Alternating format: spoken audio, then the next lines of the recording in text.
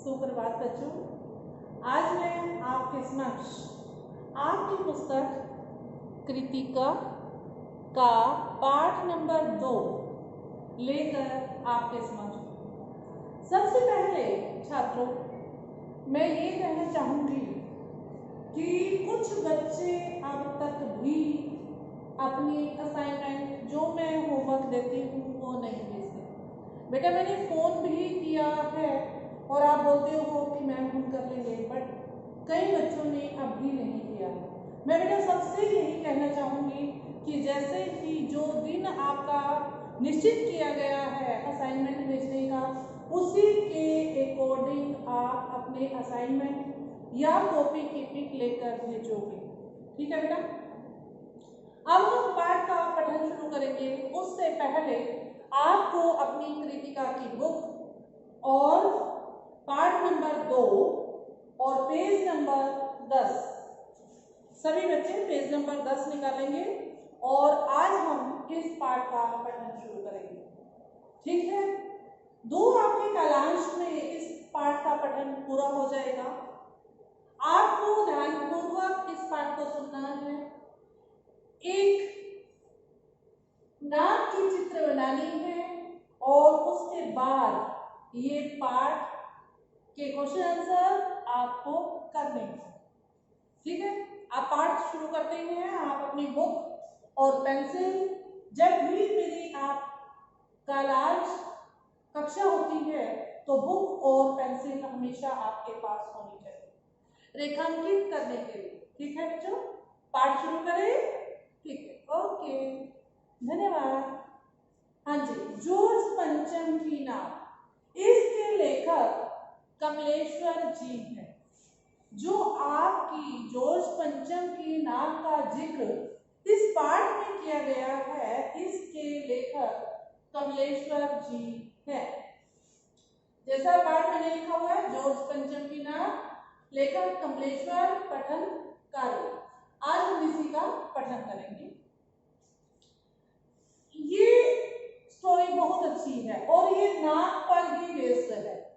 जैसे मैंने नाक की पिक्चर बनाई है, ये नाक पर ही सारी स्टोरी, सारा चैप्टर नाक पर खत्म हो जाता है कि नाक क्या है। वैसे हमारे नाक के बारे में कितनी जो मुहावरे लोकोक्तियां प्रसिद्ध हैं, नाक कटना, नाक ऊंची होना, ये ठीक है।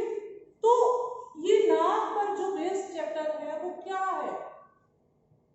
ठीक है, एक संगमरमर की मूर्ति होती है।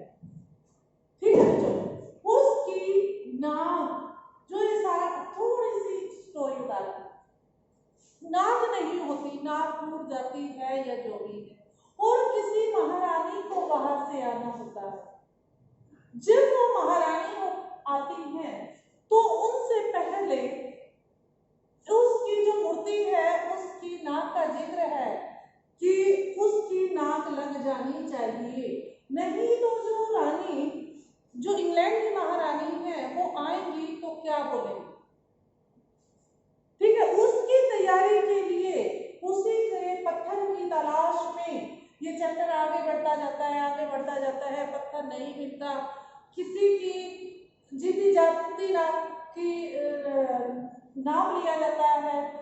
जो हमारे शहीद हुए नेता है उनका भी इसमें नाक लिया जाता है। वो जो नाक है वो उस मूर्ति पर फिट नहीं बैठती। इसीलिए ये स्टोरी ऐसे ही है। ठीक है, इंटरेस्टिंग है लेकिन मजेदार है। अगर आप सुनोगे तो आपको मजेदार लगेगी, अदरवाइज ये आपके ऊपर से उतर जाएगी। ठीक है, इसलिए ध्यानपूर्वक सुनोगे तो समझ भी आएगी और अच्छी भी लगेगी। अगर नहीं सुनोगे फिर कुछ नहीं होने वाला। ठीक है बेटा, देखिए यह बात उस समय की है जब इंग्लैंड की रानी एलिजाबेथ द्वितीय, इसको छात्रों रेखांकित करना है। इंग्लैंड की रानी एलिजाबेथ द्वितीय अपने पति के हिंदुस्तान पधारने वाली थी। ठीक है, जब वो इंग्लैंड की महारानी हिंदुस्तान में आने वाली थी, ये उस समय की बात है। ठीक है, अखबारों में उसकी हो रही थी कि इंग्लैंड की महारानी हिंदुस्तान में आएंगी। रोज लंदन के अखबारों में खबरें आ रही थी कि शाही दौरे के लिए कैसी कैसी तैयारियां हो रही हैं। आप लोग जानते ही हो, जब हमारे यहाँ भी कोई नेता या मंत्री आते हैं तो हमारी जो शहर की हालत है वो बदल जाती है। सफाई होना शुरू हो जाती है, सड़कें चमाचम हो जाती हैं, चारों तरफ लाइटें लग जाती हैं, और जो उनके स्थान है देखने वाले उसकी तो आप पूछो ही मत। ठीक है, जैसे आप देखते हो कि ब्रह्म सरोवर भी इतना सज जाता है। ठीक है, हमारे जो चौराहे हैं जहां से मंत्री की गाड़ी निकलने वाली है वो कितनी सज जाती है, वो साफ सुथरी सड़कें हो जाती हैं। तो ऐसे ही जब इंग्लैंड की महारानी को दौरे पर आना था, हिंदुस्तान में आना था, तो भारतवासियों ने क्या किया, ऐसा ही है। दौरे के लिए कैसी कैसी तैयारियां हो रही हैं, इन तैयारियों का इसमें वर्णन है। ये देखिए, रानी एलिजाबेथ का दर्जी परेशान था। सबसे पहले दर्जी परेशान था कि हिंदुस्तान, पाकिस्तान और नेपाल के दौरे पर, ये 3 देश का दौरा करना था रानी को। इसको रेखांकित करो छात्रों, हिंदुस्तान, पाकिस्तान और नेपाल के दौरे पर रानी कब क्या पहनेंगी, और उनकी सेक्रेटरी और शायद जासूस भी उसके पहले ही इस महाद्वीप का तूफानी दौरा करने वाला था।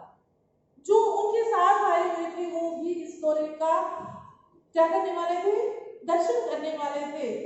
आखिर कोई मजाक तो था नहीं, जमाना चूंकि नया था, फौज फाटे के साथ निकलने के दिन बीत चुके थे, इसलिए फोटोग्राफरों की फौज तैयार की गई। जब कोई आता है फोटो लिए जाते हैं, कैमरामैन इधर से उधर से भागते हैं, क्यों कि अगली आने वाली जनरेशन इसको देखे कि हिंदुस्तान में इंग्लैंड की महारानी एलिजाबेथ द्वितीय आई थी। इंग्लैंड के अखबारों को जो कि कतरने में छोटे छोटे टुकड़े हिंदुस्तानी अखबारों में दूसरे दिन चिपकी नजर आती थी कि रानी ने एक ऐसा हल्के पीले रंग का सूट बनवाया है। देखिए, हल्के पीले रंग का सूट, छात्रों इसको रेखांकित करना है, जिसका रेशमी कपड़ा हिंदुस्तान से मंगाया गया है। और जो कपड़ा था वो हिंदुस्तान से मंगाया गया था कि करीब 400 पौंड खर्चा, 400 पौंड खर्चा उस सूट पर आया था जिसको महारानी पहनने वाली थी। रानी एलिजाबेथ की जन्म पत्री भी छपी, उनके जो अच्छे नाम थे, जन्म कहाँ हुआ, कैसे वो बड़ी हुई, कैसे शिक्षा हुई, ये सारा भी अखबारों में छपा।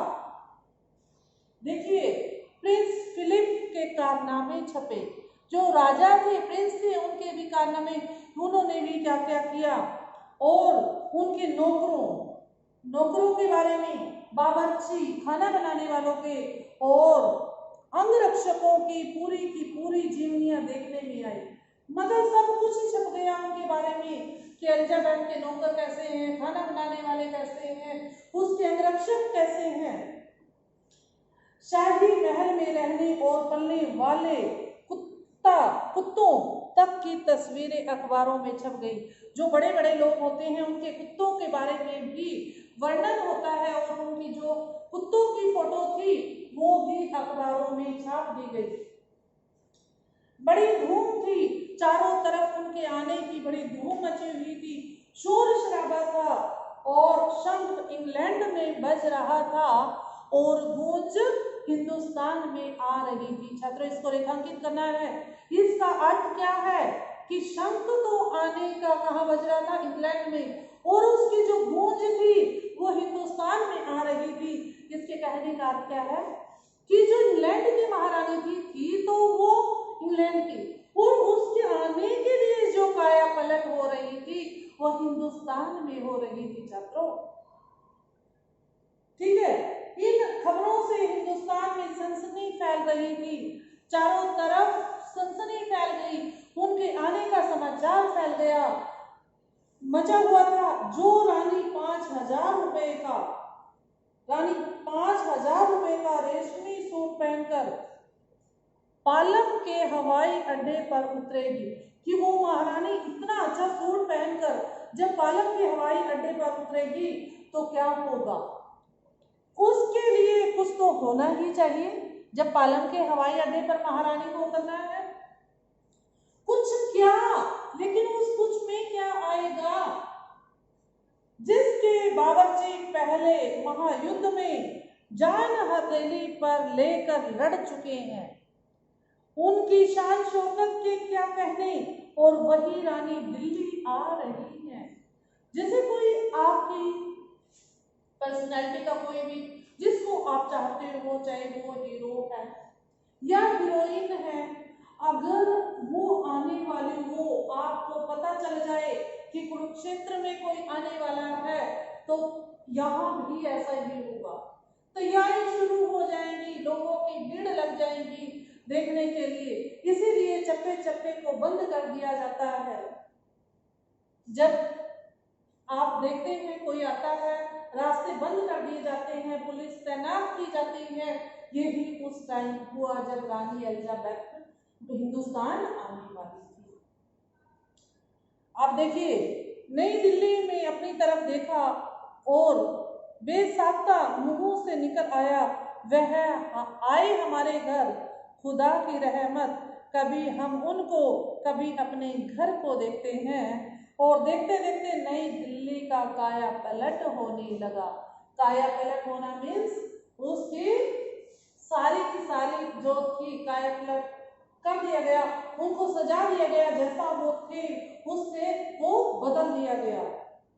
और करिश्मा तो यह था, करिश्मा क्या था कि किसी ने किसी से नहीं कहा, ये बात किसी ने किसी को नहीं कही, किसी ने किसी को नहीं देखा, पर सड़कें जवान हो गई।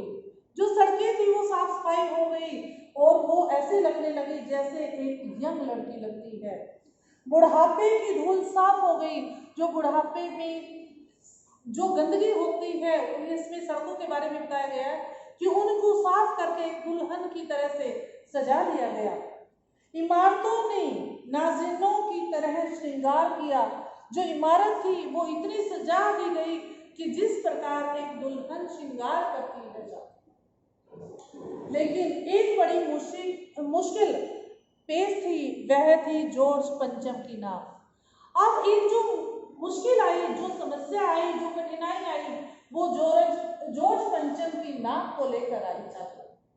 और तो सब कुछ सजा दिया गया, लेकिन वो नाक कहां से लेकर आए, जो वो नाक टूटी हुई थी। देखिए, जॉर्ज पंचम की नाक, नई दिल्ली में सब कुछ था, सब कुछ होता जा रहा था, सब कुछ हो जाने की उम्मीद थी, पर जॉर्ज पंचम की नाक बड़ी मुसीबत थी। जो समस्या बनी थी वो नाक की, जो जॉर्ज पंचम की नाक थी वो समस्या का कारण बन गई। वैसे तो सड़कों को चमका दिया गया, जो मकान थे, बिल्डिंग थी, उसको दुल्हन की तरह से सजा दिया। नई दिल्ली में सब था, सिर्फ नाक नहीं थी। ठीक है छात्रों, इस नाक को भी एक लंबी दास्तान है। जो नाक का वर्णन है ये एक लंबी कहानी है छात्रों। इस नाक के लिए बड़े तहलके मचे, बड़ी बड़ी बातें हुई, वक्त आंदोलन हुए थे, राजनीतिक पार्टियों ने प्रस्ताव पास किए थे, चंदा जमा किया था, कुछ नेताओं ने भाषण भी दिए थे इस नाक के प्रति। देखिए, गर्मा गर्म बहसें भी हुई थी नाक को लेकर, अखबारों के पन्ने रंग गए थे। बहस इस बात पर थी कि जॉर्ज पंचम की नाक रहने दी जाए या हटा दी जाए। और जैसा कि हर राजनीतिक आंदोलन में होता है, कुछ पक्ष में थे और कुछ विपक्ष में थे, कुछ मानने वाले थे और कुछ नहीं मानने वाले थे। यह आंदोलन चल रहा था कि जॉर्ज पंचम की नाक के लिए हथियारबंद पहरेदार तैनात कर दिए गए। हथियारबंद पहरेदार क्या? पहरेदार लगा दिए गए जिनके हाथों में हथियार दिए गए कि कोई उनकी नाक तक न पहुंच पाए। हिंदुस्तान में जगह जगह ऐसी नाकें खड़ी थी जिस दिन तक लोगों के हाथ पहुंच गए उन्हें शान शौकत के साथ उतारकर अजायब घरों में पहुंचा दिया गया। कहीं कहीं तो शाही लाटों की नाकों के लिए गुरिल्ला युद्ध होता था। ये नाक के ही बारे में वर्णन है छात्रों। उसी जमाने में यह हादसा हुआ। इंडिया गेट के सामने वाली जो जॉर्ज पंचम की लाट कहता है मूर्ति की नाक एक गायब हो गई। वो नाक ही गायब हो गई उस मूर्ति की।